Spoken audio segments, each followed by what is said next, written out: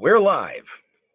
Hey everybody, Brian Fadrosh from Brian Fadrosh Designs. I brought an extra special guest with me, the indomitable Lady Delatour.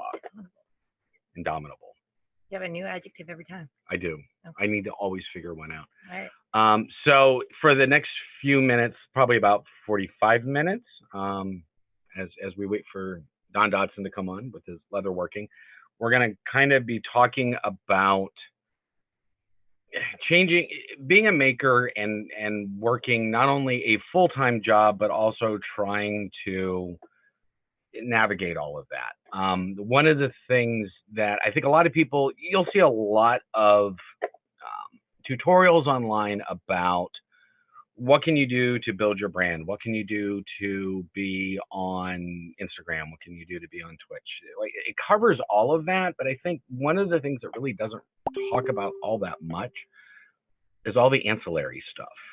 So, and I brought her because she's really good at speaking to this because of how I can be. But I want to talk about things like imposter syndrome with trying to juggle doing a full-time job and making, trying to keep it all straight, time management. But I want to start off by saying, first and foremost, I'm no expert. I will act like I'm an expert. I'm really good at that, but I'm not an expert, and I'm learning this just as much as everybody else. We're in the process of putting together a YouTube channel called Building Steam. Once that goes live, you should go check it out. But with doing that, there was a very steep learning curve in figuring out how to record video, how to use O.B.S, how to do microphone, how to do lighting. Like, I never even thought lighting was a thing, but evidently it is. But I'm no expert, but maybe an unpopular opinion, but if you are a maker and you like making, that should be your focus. If you want to make it a job, but you have to treat it like a job. You have to stay in it. You have to stay focused on your objectives of how you want to get to where you want to go. But anybody that tells you that, you know, if you have a job that you love, you'll never work a day in your life, I don't necessarily think that's accurate.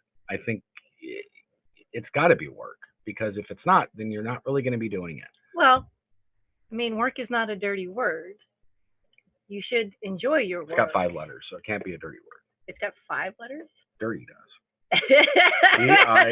D-I. I thought you were talking about work, which definitely has 4 letters. I can count that high.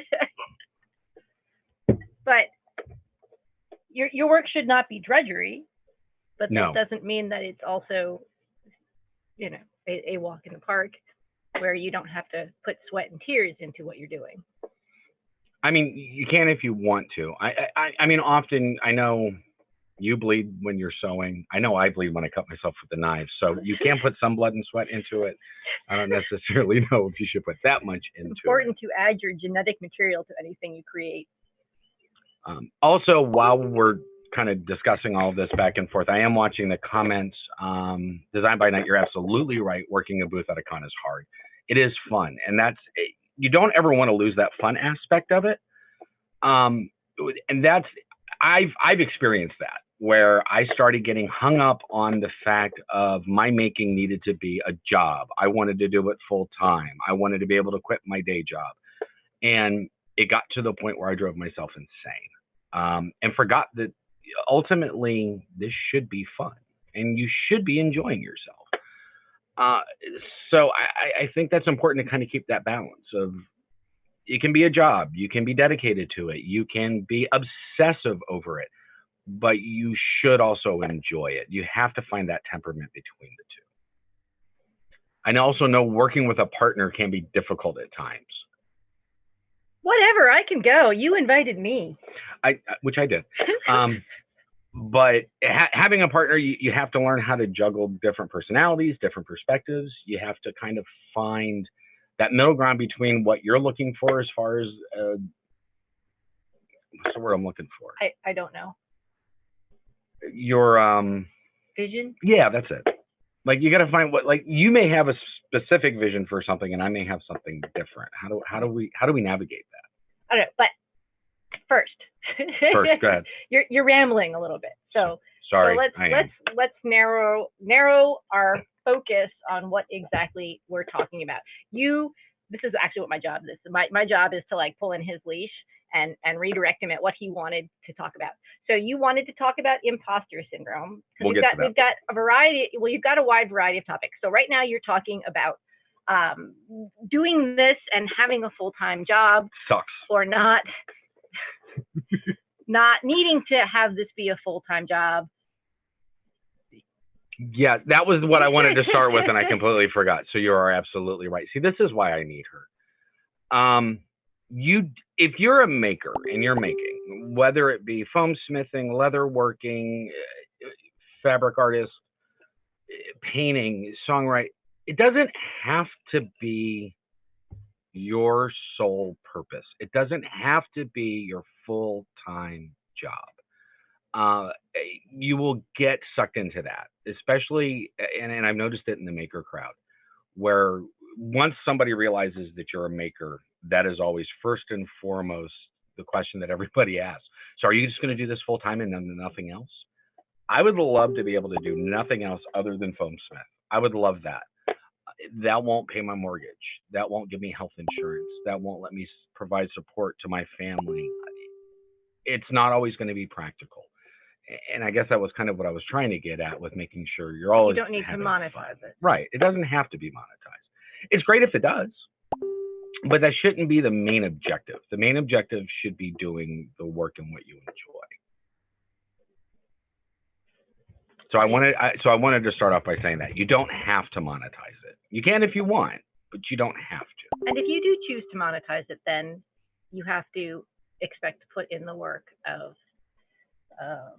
making contacts, all of the business content, the content you have. Well, I mean, that's if you're deciding to do internet stuff as part of what you're doing. But you have to be willing to put the work in on the business side of it. I have a student, a wonderful student, who is thinking at this point about dancing further in her life. And I've trained people to become professional dancers. And the advice that I always have to give them is you need to expect that you're going to have another job. You're probably not going to be able to make your living just doing this. But you also have to be aware that it's not just, being in the studio and dancing is great. People love doing it. It's addictive. You never want to stop. But there's a whole host of work behind it, going to auditions, updating your resume, your profile, your what's the picture? What's the word for the picture? Logo? No. Oh, I have no idea. Your headshot. Oh, your headshot. I don't have a headshot. And lining up gigs, and there's all kinds of work that goes behind the scenes. You don't just get to go be in the studio and have fun. That's not how this works. It would be nice if it was, but it's not. But it's not. No, we don't belong to a. Somebody just asked if we belong to a vendor support group. We don't, but I think that's a good idea. We could probably start. We could start one. We could start. We're not vendors, particularly. No. We do commissions, and Brian more than me. And we are interested in. We do panels and activities at cons. We help behind the scenes at cons, but we aren't particularly interested in. I'm not making wares for sale. I don't want to turn it. He is more interested in turning to a business than I am. I don't really want to spend all my time making things for other people. Sorry. Nope. Don't want to do it. I want to make stuff for me. That's all that means. Not wrong. Not wrong. Sometimes for you. That's where I got hung up. That's where I got hung up because I got so focused on, well, it's got to be commissions. It's got to be commissions. I have to make stuff for other people. And then it stopped being fun because it started becoming what I did not want it to be. Now, if you're going to be a vendor, by all means, I give you the utmost credit because it's not something I would be able to do, I don't think, long term. I think I wouldn't enjoy that. I don't think I would enjoy that. I think and we're friends with a number of vendors. They do an outstanding job. I guess I'm just not wired for vending. We like to be front of house. Yeah, that's we do. We do. There's a certain level of showmanship behind being a cosplayer and being, someone who is known for doing that. My point is, if we were ever to vend, we would have to stay at our table and not wander around the con I like wandering around, looking fabulous. I like wandering around looking fabulous. I enjoy that. Right. So I think we covered that topic fairly thoroughly. I do. I think we did cover that very thoroughly because I have you. I think one of the other things I want to talk about, because especially when you're being a maker and trying to be a maker and be identified as a maker, and you get Sorry, I was reading down. Oh, you do get hung up on that concept of if you're a master maker. I'm not really sure what a master maker is. It's me. It's what you, yes, you are most definitely a master maker. I just said that before Mike. Good. We are master makers. I tend to just think of it as making, because I think anybody who, here's my thing about being a master maker. There is no select group of individuals out in the steampunk community and world that have the authority to tell you if you're a master maker or not. Becoming a master maker means people identify what you've done and really appreciate what you've done. But even in that respect, there are going to be people who like what you do, who enjoy seeing what you do, who don't make. So it's not always just going to be predicated on the fact it's other makers that tell you. It's everybody enjoying what you do. Being a maker for me is what's important, not if it's being a master maker or just being a maker. I think somebody who puts just as much time and effort into painting a water gun as I do, building, some of the stuff that I build, I consider them just as much. What are you guys saying about me? They're talking the about imposter thing. Well, that's what I'm getting to. I tried to lead you there right off the bat, but you wouldn't let me. I was getting there because, as usual, I like to take the scenic route. Uh-huh. So imposter syndrome. Imposter syndrome, the best way I've heard it described as constantly waiting for somebody to come up to tell you that you have no business saying or doing what you're doing. That someone's going to expect you, or you're going to expect somebody to come up and tell you that you're a fraud. I think anybody who says that they don't have imposter syndrome would be an imposter.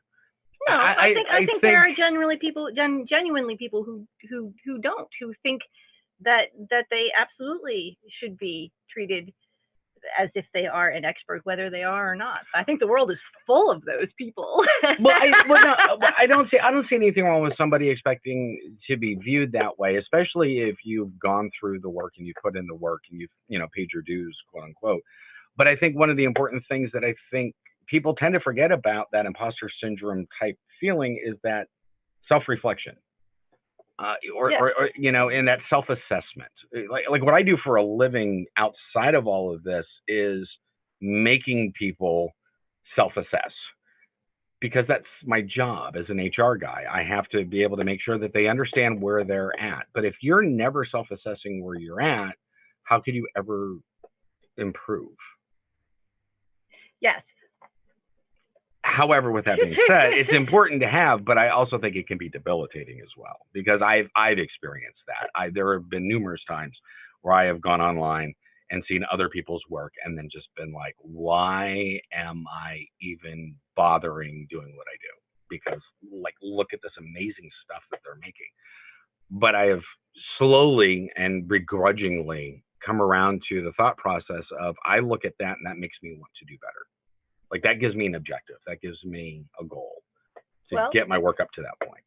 As you hear me say all the time, and you often disagree with me, I say it's not a competition. Yes, it is. Everything is a competition. It's not. So you want to compete with yourself to be better all the time, but if you view everyone as better than you, if you're always looking at everyone else's work to gauge it against your work, you're holding yourself back. Right? Yeah. And you're treating other people as, the opposition instead of. It's hard. It's a hard thing. And the fact of the matter is, we can all I say this to my dancers before, because we actually do compete. We can all be good. Okay. We can, just because someone else is good does not mean you are not good. That's really important. Every time you feel yourself thinking in your head, this person is so good, I'm terrible, why am I even here? We can all be good. They can be good, and I can be good, and maybe we're good in different ways. And maybe they are a little bit better, they're a little farther on in their journey, but that doesn't mean that I can't get there too. I absolutely agree with what you're saying. Well, no, it's not that I'm not paying attention. I'm reading a comment that Design by Night just said, and I think it really does kind of get into that point where she said that because she feels like it's not her full-time job being a maker, it makes her less of a maker.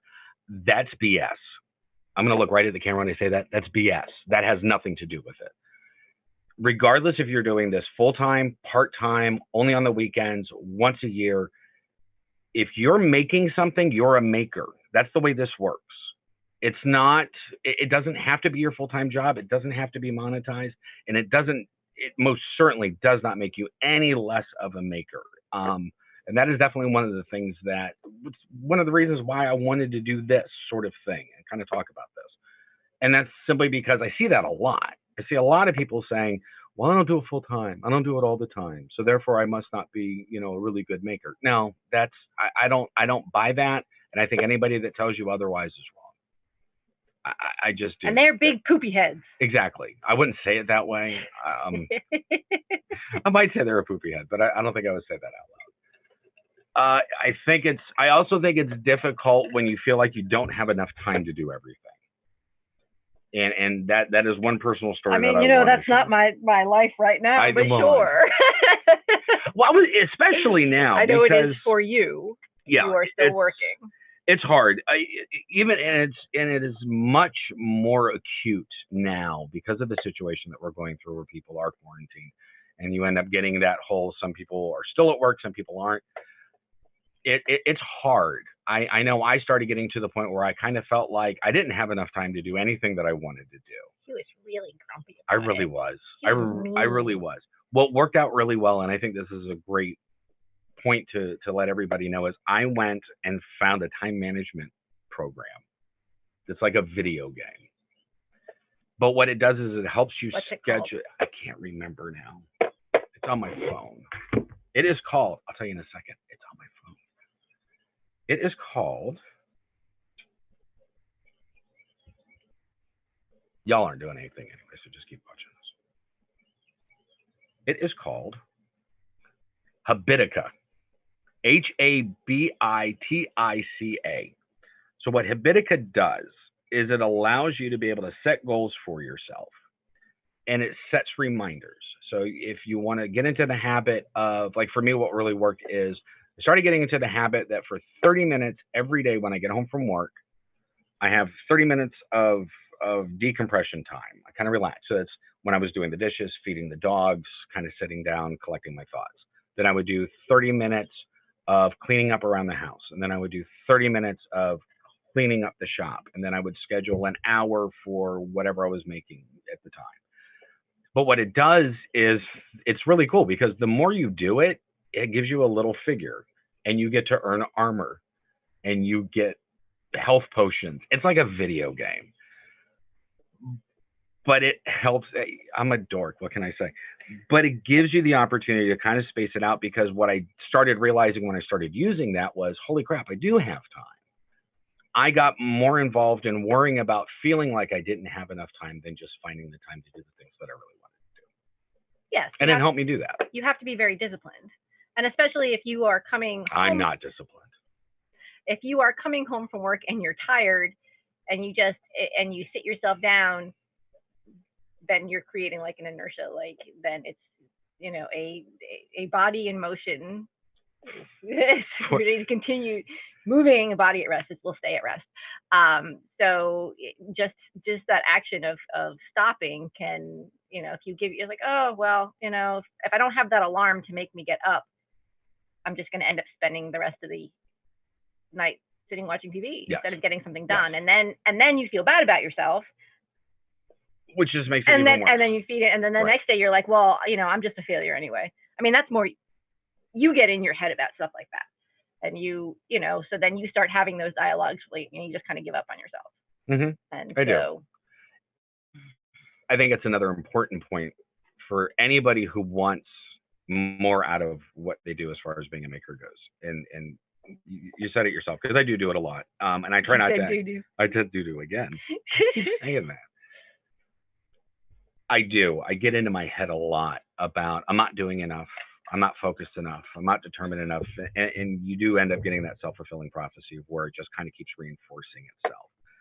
But one of the things that I have learned, and one of the things I think I want everybody to know who wants to do this and wants to be a maker and make more out of it than just a hobby, is you got to be gentle with yourself. And you have to give yourself permission to not only take a step back when you need to, but you also need to be able to give yourself the opportunity to fail, screw it up, mess it up, break stuff.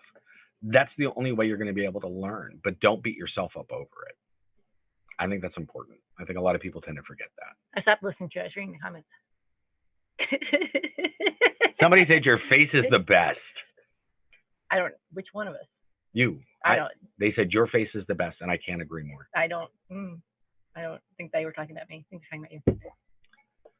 Look at that face. Probably my squinty face, because I can't read. I don't have my glasses on.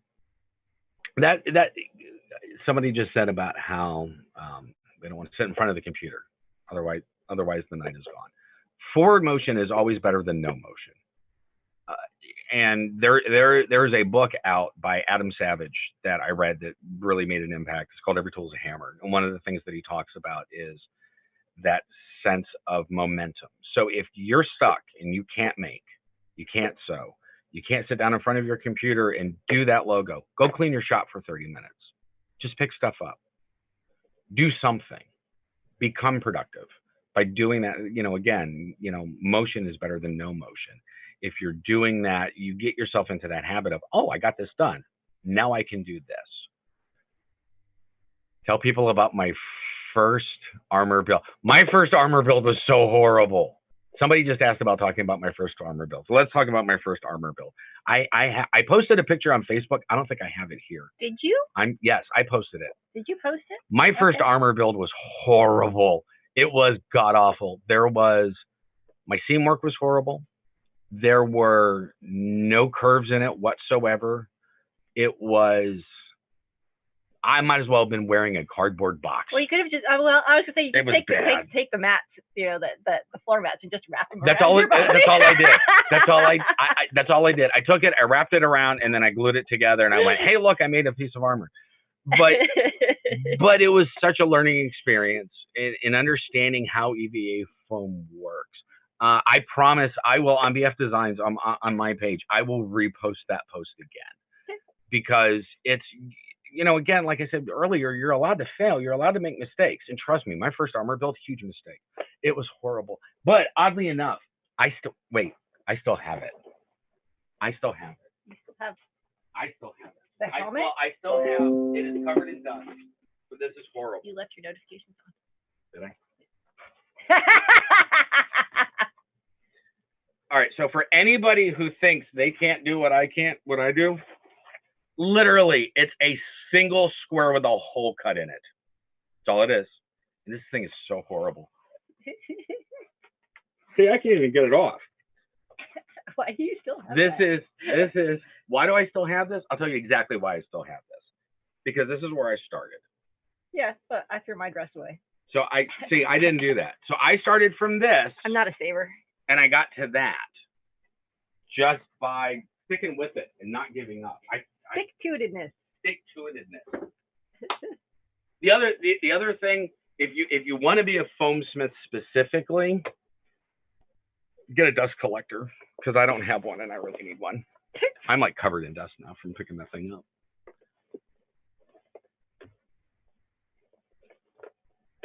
It's awesome. It's awesomely bad. That armor was so horrible. That armor was so horrible. So this morning actually, it came up in my memories. of the first, right? Like we were heading out today, we would have been going to our first steampunk world tour. I know, so there should be like many names, but and so we were in our Black Widow and Hawkeye, and it's so bad. Like it's so bad. I can't believe that we made the highlight reel in those outfits. I love those. I love those outfits. Somebody just asked if I learned from all that from videos too. Yes, I did. To be a foam smith, first off, if I can learn to be a foam smith, anybody can learn to be a foam smith. There are a number of makers out there that have done tutorial videos that are absolutely, bar none, the best place to start. And just because I think they deserve to be mentioned, go check out Punished Props, check out Lost Wax, check out Evil Ted Smith, check out S.K.S. Props. These guys are amazing at what they do, and they do an amazing job of being able to explain the basics to you.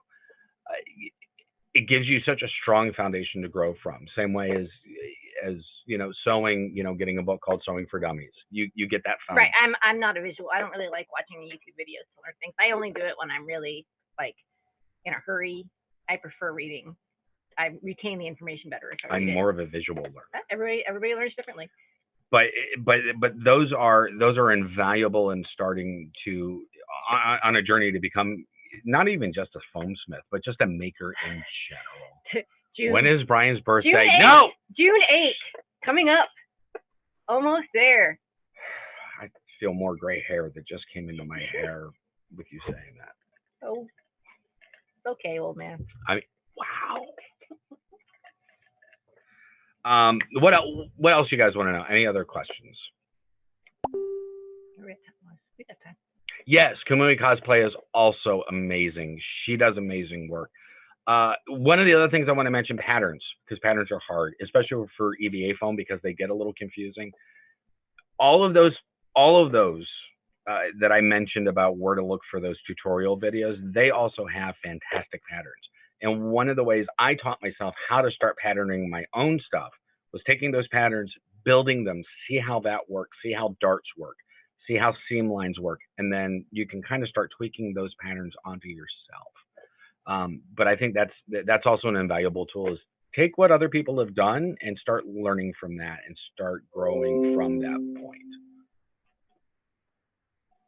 I don't know why I should have probably turned my notifications off. Yeah, I already made that comment. I am so unprofessional. You are. It's horrible. See, I do talk about, I have a video that's going to go up at 9 o'clock where I talk a little bit more in depth about sewing specifically. But I do touch on some of these. Stick-to-itiveness is a word that I made up and I particularly like. I know, but there's many other words in the thesaurus I could use. Tenacity, determination. I like stick-to-itiveness. But if you want to catch that video later on, that has a picture of my first project too. and some swearing. A little bit. Some. It's a couple. I like to use the F word, I'm sorry. There are two questions that I think it's important. So what are the rewards of being a hobbyist as opposed to it being a business? If I don't want to do it, I don't have to. There is that is one of those things. And again, that goes back to that whole being gentle with yourself. I do that probably a little bit more than I want to or should. But I also think one of the benefits is the fact that I just don't have the stress of, I need to be able to do this to pay my bills.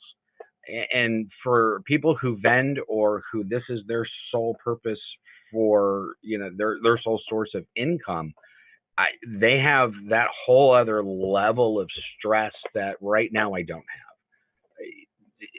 Would I like to have that stress? To a degree. But I think that is definitely one of the benefits, is I just don't have that added level of stress of I have to do this or I can't pay my bills.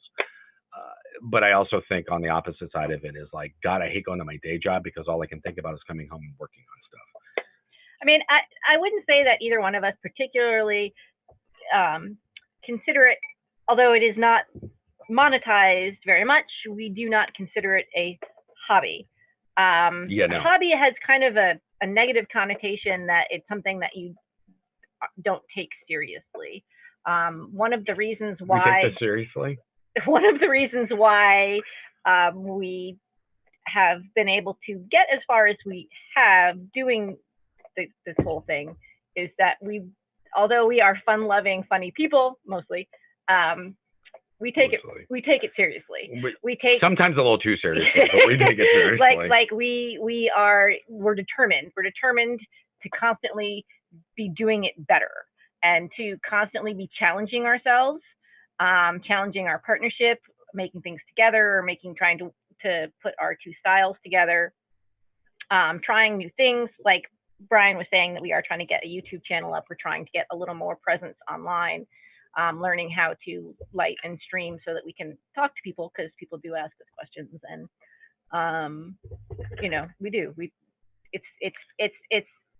we are driven and we do take it seriously. We just don't expect to make a living at it.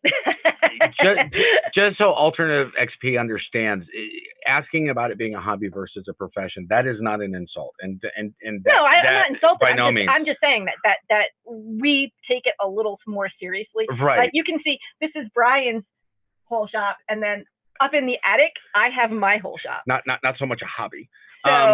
So one floor of our house is dedicated to him, and one floor of our house is dedicated to me, and then we live in the 2 floors in between. We have 4 floors. but no, absolutely no insult taken by any means. But you also asked another question. What's the build that you learned the most from, or that you're the most proud of?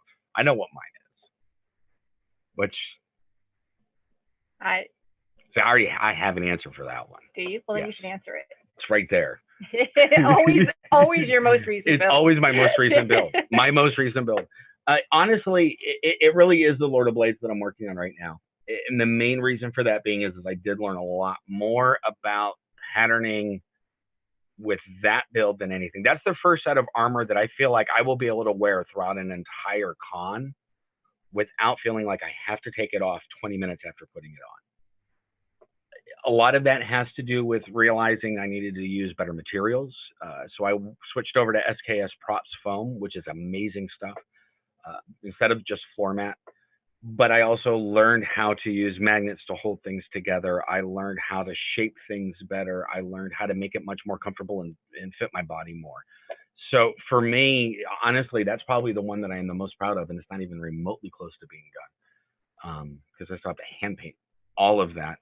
But for me, that's the build I've probably learned the most about and probably put the most detail into so far. So that would be mine. And it's kind of 2 different questions. The build that, so you should answer both. I guess so, because the builds that I learned the most on. Black Widow. No. He's Black Widow. I don't hate it, but it wasn't my favorite. Was Steampunk Lily, which was a costume that I did not get to wear very much, sadly, and it didn't get much play because it was my alternate costume the year that we were the 4 Horsemen of the Apocalypse, in which everybody else's costume won a prize and mine did not. I mean, we won together as a group, and I made the corsets for everybody in that group, but everybody else's costume won a prize and mine didn't. So that was not my favorite costume. The other costume that I wore was my first effort at really doing my own pattern. What? Finish saying what you're saying, then I'll tell you. The bodice of that was my first attempt at drafting my own pattern. And I actually managed to make the thing work where it was open all the way down and my boobs didn't fall out and the collar stood up by itself, and I figured that all out. So I learned the most on that one, and I was really proud of it. I love that outfit. Cinderella, the amount of work that goes into that just makes people like, but. How's it make them? And the latest one is probably going to have the same effect because it's so much beadwork, but. Joseph Kennedy wants to know if you've mastered the 5-finger exploding heart technique. You only find that out if you cross me. And I don't want to find out. Just don't steal my daughter, and you'll never have to know. I would say if there's one last piece of advice that I could give anybody who wants to take their making to the next level or progress or move forward is to enjoy it, have fun, let it be it be a learning experience, but enjoy it for what it is, and take it for the challenge that it is. And I really honestly think one of the things that I would like to do, even though I haven't told you yet, but one of the things I like to do for our YouTube channel, I love it when you spring stuff on me. I know, is doing a video on us trying to figure out how the hell to do all of this, because it took us an hour. We ordered a logo last night. We ordered a logo, and it took us an hour and a half to figure out what we were going to get. Well, we still don't know what we're going to get. We still don't know what we're going to get. We hired somebody to make us a logo. Yes. Any last piece of advice that you could think to give, other than don't be like me? Just, why would they not be like you? You're awesome. So were you. Don't stop trying. Don't stop trying. Don't stop. That's always been my mantra. Never give up. Don't surrender. Even if you fail, you get back up and you try again. And everybody that is a maker are always willing to help everybody else out. I think that's something else that I do want to mention. Well, we know I'm not nice. I'm not a nice person. You don't need any new friends. If you guys ever have any questions, feel free to ask me. Don't ask her. You can ask me. Don't. You're a jerk. Don't. But certainly, I think everybody who is a maker wants to be able to share what they know, because we're kind of all in this together to begin with. Never give up, never surrender. That's right. That's right. That's right. We are coming up on. Come home on your shield, or not. Don't come home at all. Oh wait, no. No, this is wow. Sparta. Either do it or die. We wanted to thank everybody for coming to hang out with us. Hopefully you learned something. If you didn't, hopefully at least if anything we were entertaining. I would think that we were, because I think we're very entertaining. Sure. Any other questions before we go? Uh-oh. I mean, dress you up and can't take you anywhere. Anyway. All right, ladies and gentlemen, then I think we will let you go. I know Don Dodson is coming up next with his leatherworking 101, so definitely check that out. I know I will be watching right along with everybody else. Check me out at 9 o'clock. My first attempt at putting together a video cast. It's a little clunky, but be nice. She did awesome. He hasn't watched it. He doesn't know. I just know it will be awesome because you did it. Oh, okay. And then I know there's a video for Pennsylvania Steampunk. If you belong to Pennsylvania Steampunk, that video will be coming out, being aired at some point. Make sure you check that out. I will post that up to the site when it's done. And last but not least, we'll sign off like we always do. Say goodnight, Gracie. Good night, Gracie. Guys, have fun.